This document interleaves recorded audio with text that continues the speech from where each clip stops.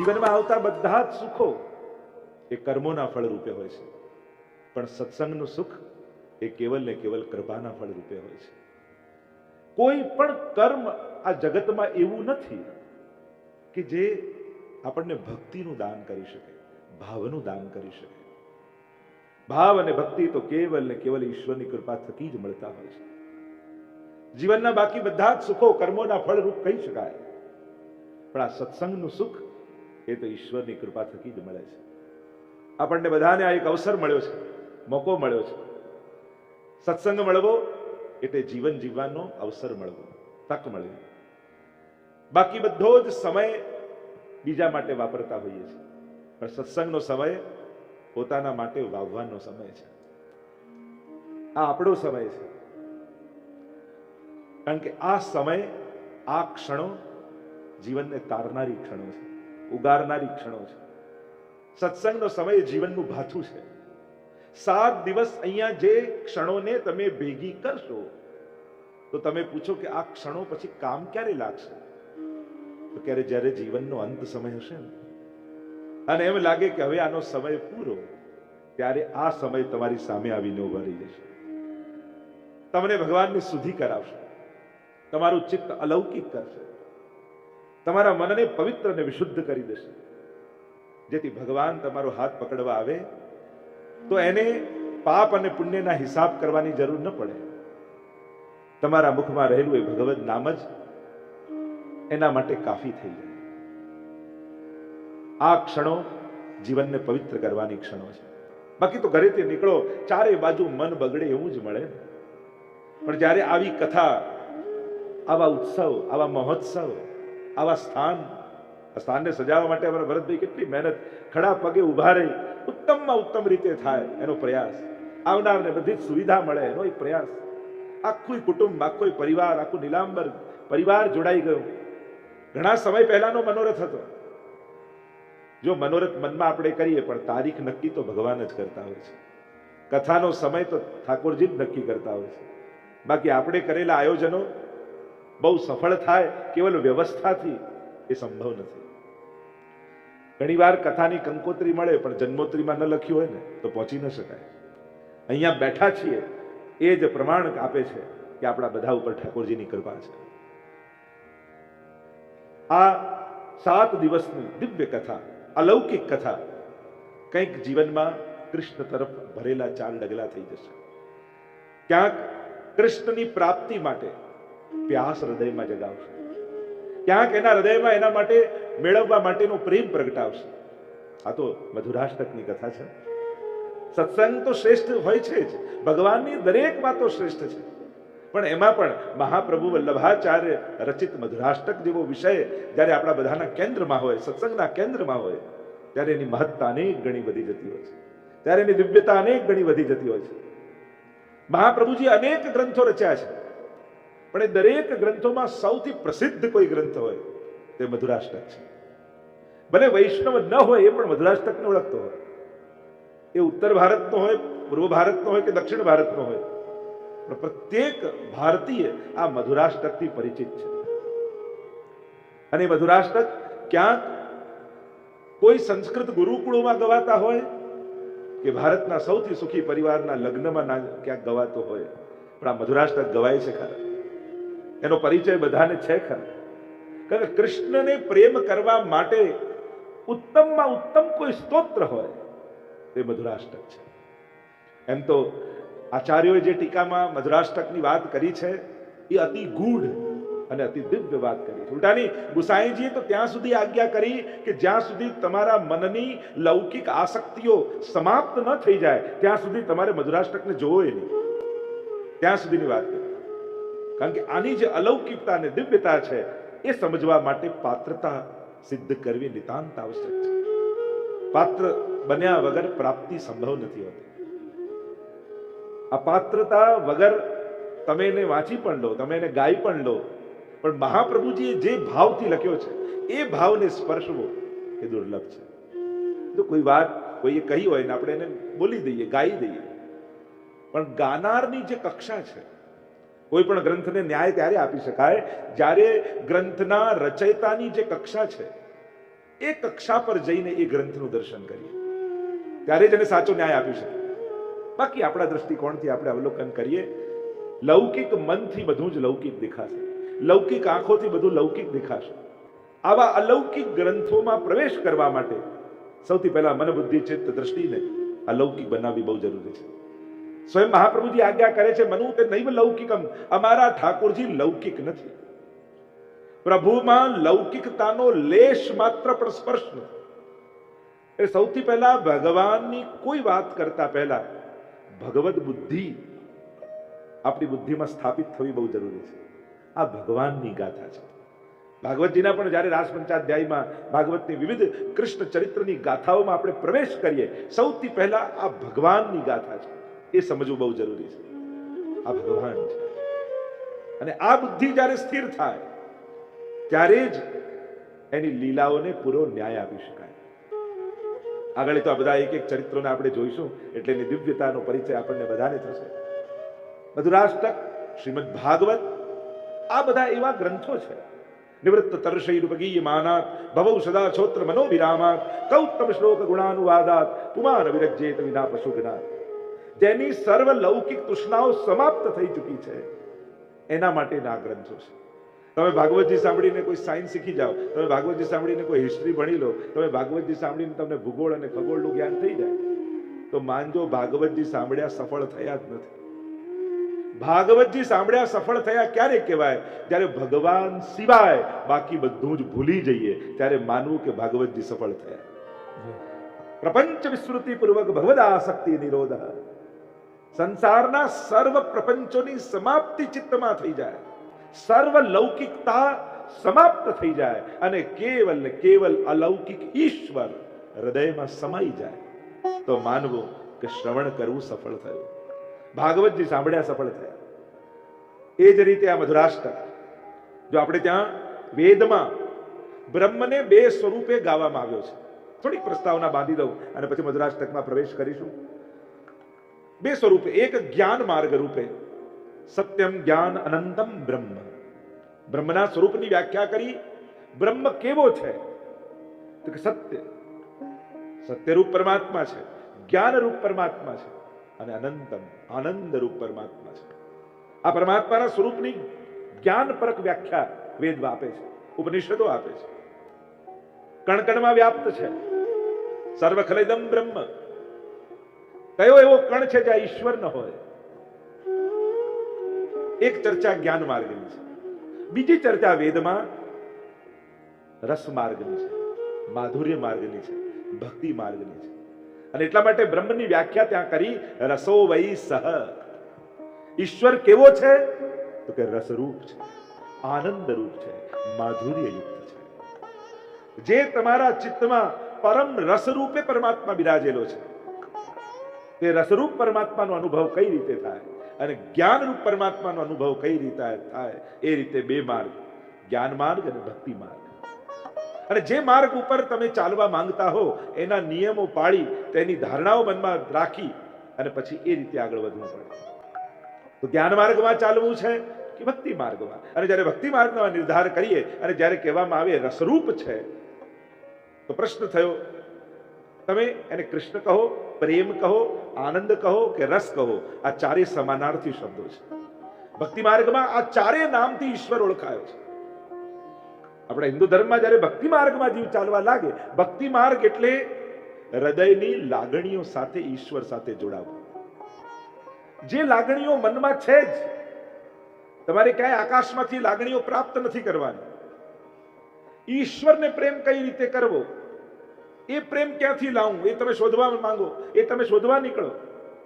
પણ ભક્તિ માર્ગમાં બહુ સહજ છે. તમને માનો પ્રેમ કેવો હોય ખબર છે? તમને બાળકનો પ્રેમ કેવો હોય ખબર છે? તમને ભાઈનો પ્રેમ કેવો હોય ખબર છે? તમને મિત્રનો પ્રેમ કેવો હોય ખબર છે? તમને પિતાનો પ્રેમ કેવો હોય ખબર છે? તો કે આ બધા પ્રેમને તો અમે ઓળખીએ છીએ, રોજ બરોજ સંસારમાં સ્વજનો સાથે રહીએ છીએ, એટલે આ પ્રેમથી તો અમે પરિચિત છીએ.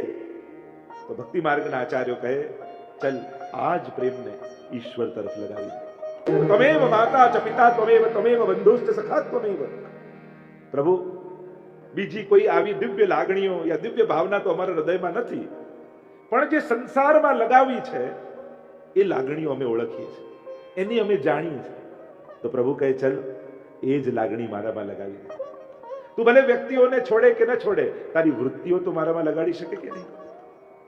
એમ કર, તું મંદિરે આવે ને ત્યારે પરિવારમાં જે જે લાગણીઓ છે એ બધી જ લાગણીઓ ભેગી લેતો આવજે, અને એ બધી જ લાગણીઓથી તું મારી સાથે સંબંધ જોડજે.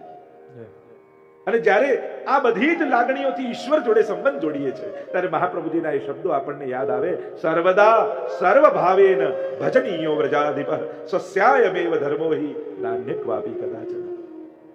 સર્વદા સર્વ ભાવે એને ભજવો, એ જ તો વૈષ્ણવનો ધર્મ છે. એવા આ પ્રાચીન આચાર્યોના જીવનમાં એવા ચરિત્રમાં કથા આવતી કે એકવાર એક શિષ્ય એમની પાસે આવ્યો અને કહેવા લાગ્યો, ગુરુદેવ મારે ઈશ્વરને પ્રેમ કરવો છે, મને કશા જોડે પ્રેમ નથી. ગુરુદેવે કહ્યું કે ફરી વિચાર કરી લે, તને કોઈ વસ્તુ, તને ગમતા પદાર્થો, તને ધન, કોઈની જોડે પણ પ્રેમ છે? મને કોઈની જોડે પ્રેમ નથી, મારે ઈશ્વરને પ્રેમ કરવો છે. હજી યાદ કરી લે, ગુરુદેવે કહ્યું કોઈ વ્યક્તિ જોડે તને પ્રેમ છે? તારા પિતા, માતા, ભાઈ, બંધુ, સખા, કોઈની જોડે પ્રેમ ખરો? મને કોઈની જોડે પ્રેમ નથી, મારે ઈશ્વરને પ્રેમ કરવો છે. ગુરુદેવે કહ્યું હજી ફરી વિચાર કરી લે, કોઈ જીવ જંતુ પદાર્થ, ક્યાંક કોઈક લાગણી ખરી? કશામાં મને પ્રેમ નથી, મારે ઈશ્વરને પ્રેમ કરવો છે. ત્યારે ગુરુદેવે એમ કહ્યું કે તારું કંઈ નહીં થઈ શકે. તું કોઈને પણ પ્રેમ કરતો હોત ને તો તારા એ પ્રેમને હું ઈશ્વર તરફ વાળી દે, પણ તારામાં પ્રેમ જ નથી તો તું ઈશ્વરને પ્રેમ ક્યાંથી કરી શકવા? ક્યાંક તારી લાગણી હોત, ક્યાંક તારો ભાવ હોત તો મારા માટે કામ બહુ સહેલું થઈ જાત. મારે એ લાગણીઓને કેવલ ઈશ્વર પરક જ કરવાની મળે, પણ તારામાં તો એ ભાવનું ધન જ નથી, એ લાગણીઓ જ નથી. પછી તું કોઈને પ્રેમ નથી કરતો તો ઈશ્વરને પણ પ્રેમ તું ક્યાંથી કરી શકવાનો? એ લાગણીઓ લાવીશ જ ક્યાંથી? કારણ કે પ્રેમનું સર્વોચ્ચ પવિત્ર સ્વરૂપ એ જ ભક્તિ છે.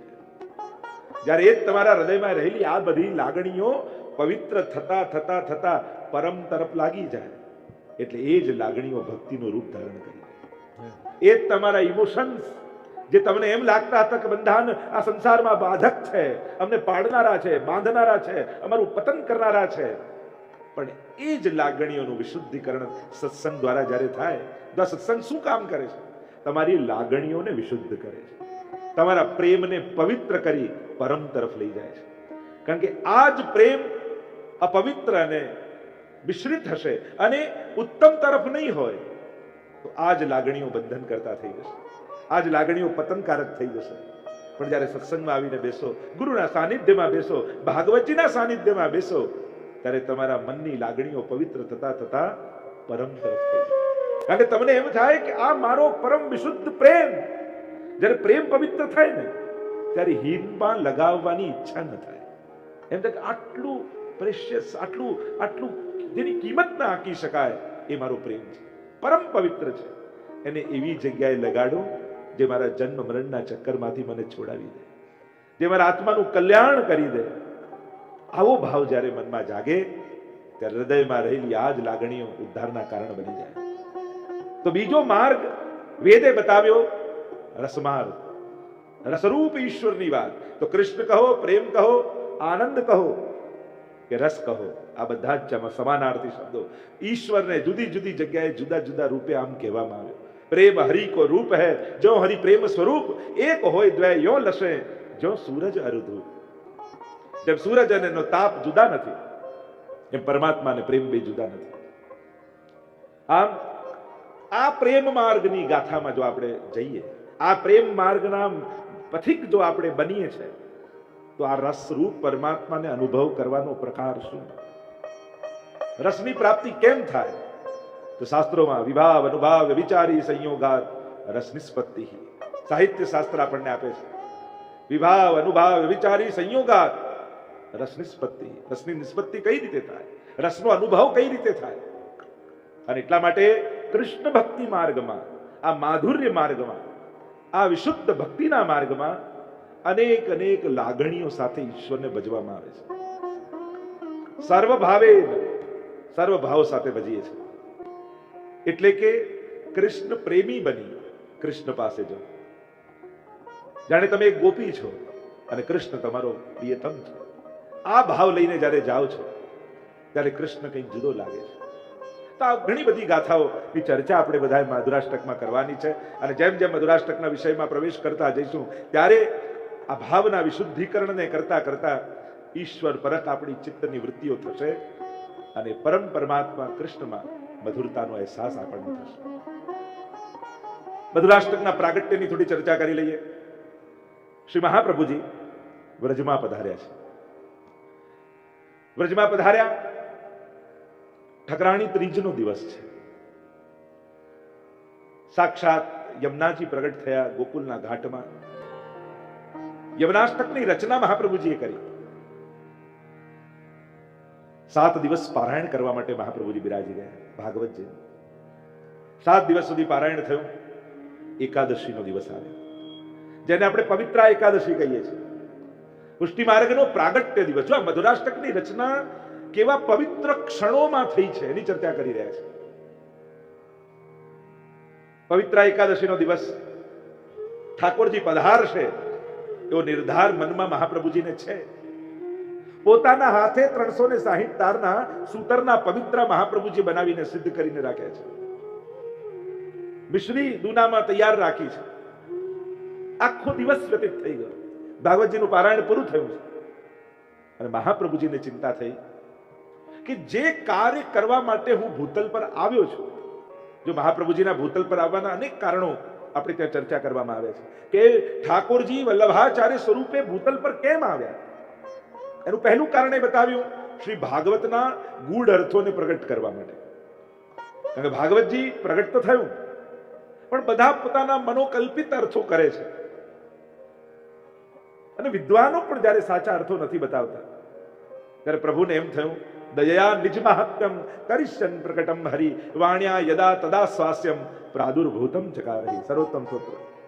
જ્યારે પ્રભુના મહાત્માને કોઈ વર્ણિત ન કરી શક્યું ત્યારે પ્રભુને પોતાને એમ થયું કે હવે મારે પોતે જ ભૂતલ પર આચાર્ય રૂપે જઈ અને ભાગવતના અર્થોને પ્રગટ કરી મારા મહાત્માને ભૂતલ પર પ્રસ્થાપિત કરવું પડશે. અને આમ વિચાર કરી સ્વયં પ્રભુ મહાપ્રભુ સ્વરૂપે ભૂતલ પર પધાર્યા અને ભાગવતજીના અર્થો 7 રીતે 7નો એકાર્થ કરી અને પ્રગટ કરે. શાસ્ત્રે સ્કંદે પ્રકરણે અધ્યાય વાક્ય પદેક્ષરે એકાર્થ સપ્તધા જાનન અવિરોધેન મુચ્યતે. આમ 7 રીતે શાસ્ત્રથી લઈ અક્ષરે અક્ષરના અર્થ કર્યા ભાગવતજીના. એ ભાગવતાર્થ પ્રકરણ અને સુબોધનીજી આ બંનેના માધ્યમથી મહાપ્રભુજીએ ભાગવતજીનું સાચું મહાત્મ્ય સર્વની આગળ પ્રગટ કર્યું. એટલે આજે પણ દુનિયાભરમાં ક્યાંય ભાગવત કથા થતી હોય કોઈ મહાપ્રભુજીનું નામ લે ન લે એ વાત જુદી, પણ મહાપ્રભુજીએ બતાવેલા અર્થોનો આશ્રય તો કરવો જ પડે. એના વગર ભાગવત કથા ન થઈ શકે. એવો સુંદર અર્થો મહાપ્રભુજીએ પ્રગટ કર્યા છે. અને સૌથી મોટું કાર્ય મહાપ્રભુજીએ એ કર્યું કે ભાગવતજીને ચોથા પ્રમાણ ગ્રંથ રૂપે સ્વીકૃત કરાવ્યું. પ્રમાણ એટલે ઓથેન્ટિક ગ્રંથ. મહાપ્રભુજીથી પૂર્વ વેદાહ શ્રી કૃષ્ણ વાક્યાની વ્યાસ સૂત્રાણી ચૈવહી આ 3 ગ્રંથોને વેદ બ્રહ્મસૂત્ર અને ગીતાજી એને જ ઓથેન્ટિક માનવામાં આવતા, પ્રમાણ ગ્રંથ માનવામાં આવતા. એટલે કે ધર્મ અને અધર્મ નક્કી કરવો હોય ત્યારે કયા ગ્રંથોને પ્રમાણભૂત માનવા, તો આ 3 ગ્રંથોને પ્રમાણ માને. અને મહાપ્રભુજીએ એક વાક્યતા કરી અને ભાગવતજી પણ આ જ ગ્રંથોનો વિસ્તાર છે, એમાં પણ એ જ વાત છે એ પ્રમાણો આપીને સિદ્ધ કરી શ્રીમદ ભાગવતજીને પણ પ્રમાણ ગ્રંથ રૂપે પ્રસ્થાપિત કરી. અને આમ આ 4 પ્રમાણ ગ્રંથો મહાપ્રભુજીએ ચોથા પ્રમાણ ગ્રંથ રૂપે ભાગવતજીને સ્થાપિત કર્યું છે. આ મોટી દેવી. બીજું પ્રાગટ્યનું કારણ સેવા માર્ગ જગતમાં પ્રગટ કર્યો. પૂજાનો માર્ગ તો હતો, ષોડશોપચાર અને પંચોપચાર પૂજા થતી હતી, પણ મંગળાથી શયન સુધી નંદાલયમાં ઠાકોરજી કઈ રીતે બિરાજે છે અને એમની જે સેવાનો ક્રમ વ્રજભક્તોની ભાવનો એ કોઈએ પ્રગટ કર્યો હોય તો શ્રી મહાપ્રભુજીએ પ્રગટ કર્યો. પૂજામાં વિધિ પ્રધાનતા હતી, સેવામાં સ્નેહ પ્રધાનતા મહાપ્રભુજી આપી. તમારી હૃદયમાં યશોદાજીનો આ ભાવને ધારણ કરી તમે એને જગાડો છો, એને આરોગાવો છો, એને પોઢાવો છો. અને આ સેવા માર્ગ, સેવા રીત પ્રીત વ્રજજન કી જનહિત જગ પ્રગટાઈ પ્રગટ ભય માર્ગ રીત દિખાય. એટલે રીત અને પ્રીત મહાપ્રભુજી આપણને સમજાય. અને ત્રીજું ભૂતલ પર પ્રગટ થવાનું કારણ આ દૈવી જીવોનું બ્રહ્મ સંબંધ કરાવી એમનો ફરી લીલામાં સંબંધ કરાવે. કારણ કે આ દૈવી જીવો લીલાના જીવો છે, લીલાથી વિખૂટા પડેલા છે. ફરી એમનો લીલામાં પ્રાપ્તિ કેમ કરાવવી, એના માટે બ્રહ્મ સંબંધ દ્વારા એનો ઠાકોરજી સાથે સંબંધ જોડવો. આ 3 મુખ્ય કારણ મહાપ્રભુજીના ભૂતલ પર પધારવાના છે. તો પવિત્ર એકાદશીની રાત્રિ છે, મહાપ્રભુજી ચિંતા કરી રહ્યા છે. એક સમય ચિંતા ચિત આઈ, દૈવી કિહ વિદ જાની ન જાઈ, આસુરી સો મિલી રહત સદાઈ, ભિન્ન હોય સો કોન ઉપાય. દૈવી અને આસુરી સૃષ્ટિ એવી મળીને રહી છે કે એમાં ખબર કેમ પડે કે કોણ દૈવી ને કોણ આસુરી? આ ચિંતા મહાપ્રભુજી કરી રહ્યા છે કે દૈવી જીવ ઓળખાય તો એનું બ્રહ્મ સંબંધ કરાવું ને. અને કઈ રીતે હજારો દોષોથી ભરેલા જીવનો નિર્દોષ એવા બ્રહ્મ સાથે સંબંધ કરાવી દો? એ સંબંધ પણ સંભવે કઈ રીતે? અને એક બાજુ જીવા સ્વભાવ તો દુષ્ટ, એ તો અનંત દોષોથી ભરેલો છે, અને એક બાજુ પરમાત્મા એ પરમ નિર્દોષ છે, જેમાં લેશ માત્ર પણ દોષ નથી, લેશ માત્ર પણ વિકાર નથી, એવો પરમાત્મા. તો બંનેનો સંબંધ સંભવે કઈ રીતે? આ ચિંતા મહાપ્રભુજી કરી રહ્યા હતા. અને ત્યાં મધ્યરાત્રિનો સમય, શ્રાવણ શ્યામલે પક્ષે એકાદશ્યા મહાનિશી, સાક્ષાત ભગવતા પ્રોક્તમ તદક્ષર સૌચ્યતે. સિદ્ધાંત રહસ્ય નામનો ગ્રંથ મહાપ્રભુજીએ આ ઘટનાને વર્ણિત કરતો. ષોડશ ગ્રંથમાં આ સિદ્ધાંત રહસ્ય ગ્રંથ એ બહુ વિશેષ મહત્વ રાખે છે. એક બહુ મહત્વનું ડોક્યુમેન્ટ છે સિદ્ધાંત રહસ્ય. કારણ કે આખી પુષ્ટિ પરંપરા, પુષ્ટિ માર્ગ, પુષ્ટિ સંપ્રદાય જે બ્રહ્મ સંબંધ થકી પ્રારંભ થયું, એની ઘટના, એની વાત, જે ઈશ્વરે તદક્ષરસ ઉચ્ચતે, ભગવાને જે શબ્દો કયા એ મહાપ્રભુજી કહે છે સિદ્ધાંત રહસ્યમાં, એ અક્ષરે અક્ષર હું કહી રહ્યો છું. એટલે કે ભગવાન જે બોલ્યા એનું ડોક્યુમેન્ટ, એનો નિર્ધાર, એ વર્ણન સિદ્ધાંત રહસ્ય ગ્રંથમાં છે. બ્રહ્મ સંબંધ કરણાત સર્વેશામ દેહ જીવયો સર્વદોષ નિવૃત્તિ. ત્યાં મધ્યરાત્રિ સ્વયં ઠાકોરજી પ્રગટ થયા, ચંદ્રમાજી સ્વરૂપે પ્રગટ થયા. કંઠ પવિત્રા લે પહેરાય, મિશ્રી ભોગ ધરી મન ભાય. અને જ્યાં પ્રભુના અલૌકિક સ્વરૂપની ઝાંકી કરી, અરે પ્રભુ તો કૃપા કરવા માટે પધાર્યા છે. સાક્ષાત ભગવતા પ્રોક્તમ એમ કહ્યું, સાક્ષાત ઠાકોરજી પ્રગટ થયા એમ મહાપ્રભુજી સિદ્ધાંત રહસ્યમાં લખે છે. કોઈ મને સ્વપ્ન આવ્યું, યા કોઈ આકાશવાણી થઈ, કે કોઈ સંકેત થયો, એવી વાત નથી. સાક્ષાત પ્રભુ પ્રગટ થયા એમ શ્રી વલ્લભના વચન છે. સાક્ષાત ભગવતા પ્રોક્તમ તદક્ષર સૌચ્યતે. એ અક્ષરે અક્ષર હું કહું છું. ઠાકોરજી પ્રગટ થયા, બ્રહ્મ સંબંધ મંત્રનો ઉપદેશ મહાપ્રભુજીને આપ્યો અને વચન આપ્યું કે હે શ્રી વલ્લભ, આપ જેને પણ આ બ્રહ્મ સંબંધનો મંત્ર દ્વારા દીક્ષિત કરશો, એને મારી શરણાગત કરશો, એનો સહદોષ હું સ્વીકાર કરીશ. તમે શુદ્ધ કરવાની ચિંતા ન કરો, તમે કેવલ જીવને શરણાગત કરો. અને ભક્તિ માર્ગમાં તો શરણાગતિ દ્વારા જ શુદ્ધિ છે. ગીતાજીમાં પણ તમે જુઓ તો સર્વધર્માન પરિત્યજ્ય મામ એકમ શરણમ બ્રજ અહમ ત્વા સર્વ પાપેભ્યો મોક્ષયિષ્યામિ મા શુચિ. તમારી શરણમાં આવ. જીવ કહે મારી અંદર તો અનેક પાપ છે. ઠાકોરજી કે હું એકમાત્ર એવો છું જે જીવને પાપથી મુક્ત કરી શકું છું. દુનિયામાં કોઈ પણ માણસ હોય, ગમે તેવો પાપી એની પાસે જાય, એના હાથે પુણ્યો કરાવી શકે, પણ એને પાપથી મુક્ત ના આપી શકે, મુક્તિ ના આપી શકે. કર્મો તો કર્યા એ કર્યા. ઘણી વાર લોકો એમ માને આટલા ખોટા કામ થયા, લાવ એક સારું કામ કરી લો એટલે બેલેન્સ થઈ જાય. કર્મના સિદ્ધાંતમાં કોઈ બેલેન્સ થતું નથી. પાપ પાપની જગ્યાએ ભોગવવા પડે છે, પુણ્ય પુણ્યની જગ્યાએ ભોગવવા પડે છે. બાકી તમે એમ વિચાર કરો કે આટલા પુણ્યો કરું એટલે પેલા છેદ ઉડી જાય પાપ અને પુણ્યના, આવું કર્મના સિદ્ધાંતમાં નથી. હા, પાપ અને પુણ્ય બંનેના છેદ ઉડાડવા હોય તો એક જ માર્ગ છે, ભગવત શરણાગતિ. તમે ભગવાનની શરણમાં જતા રહો તો પ્રભુ પોતે કહે છે અહમ ત્વા સર્વ પાપેભ્યો મોક્ષયિષ્યામિ, હું ક્ષમા કરી શકું છું. અને એટલા માટે અહીંયા પ્રભુએ બ્રહ્મ સંબંધની શરણાગતિની વિધિ આપી. બ્રહ્મ સંબંધ એટલે શરણાગતિની વિધિ. વિધિવત ભગવાનની શરણાગત થવું એને બ્રહ્મ સંબંધ કહેવાય. અને અહીંયા પ્રભુએ વચન આપ્યું, 4 વચને બંધાયા. પહેલું વચન આપ્યું, આપ જેને બ્રહ્મ સંબંધ આપશો એને નિશ્ચિત હું સ્વીકાર કરીશ.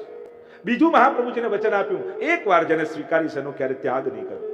ત્રીજું વચન આપ્યું, આપ જેને ત્યાં બિરાજો છો અને આપ મને જ્યાં પધરાવશો અને જે કાંઈ ભોગ ધરશે આપની કાની આપશે તો હું ચોક્કસ આરોગીશ.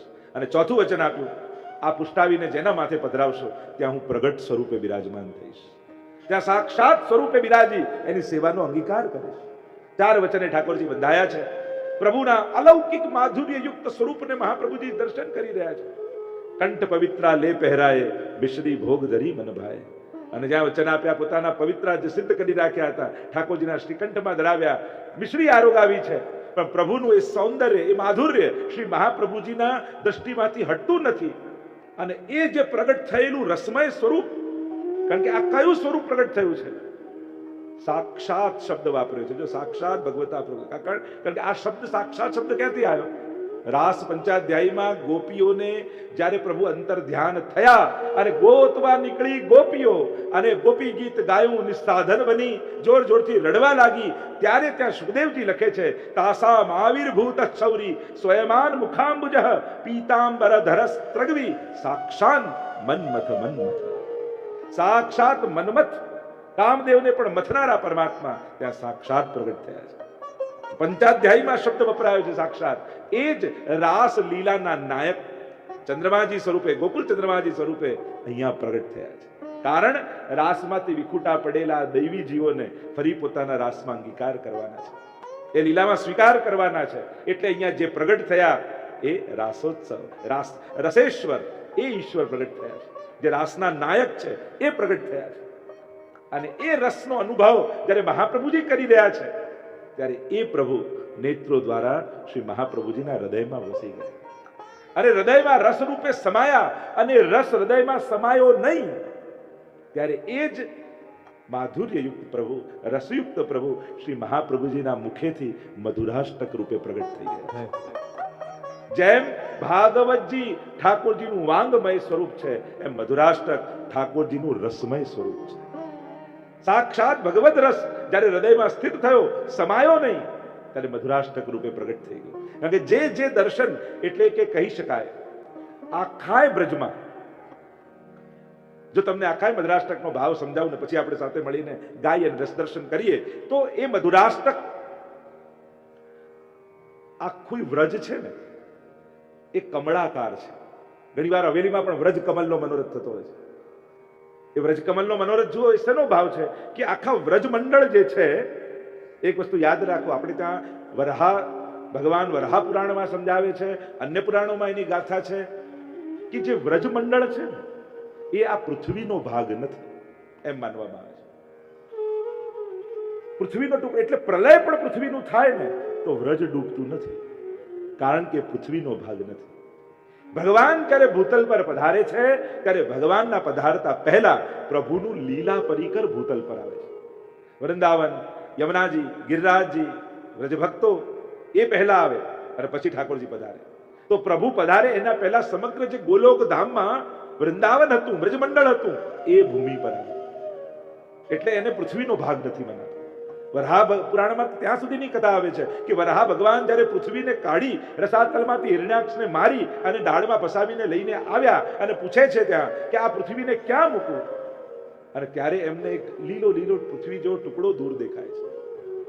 તો કહ્યું કે પૃથ્વી તો મારી ડાળમાં છે, આ કઈ ભૂમિ છે? તો કહ્યું આ વ્રજભૂમિ છે, અને ત્યાં પૃથ્વીને પધરાવો. એવી કથા પણ વરહા પુરાણ આદિમાં મળે છે. એટલે વ્રજનું આધિદૈવિક સ્વરૂપ જે છે, ભૌતિક સ્વરૂપની વાત નથી, જે આધિદૈવિક સ્વરૂપ છે એ લીલા પરથી પધાર્યું છે, ગોલોક ધામથી સાક્ષાત ભૂતલ પર આવ્યું છે.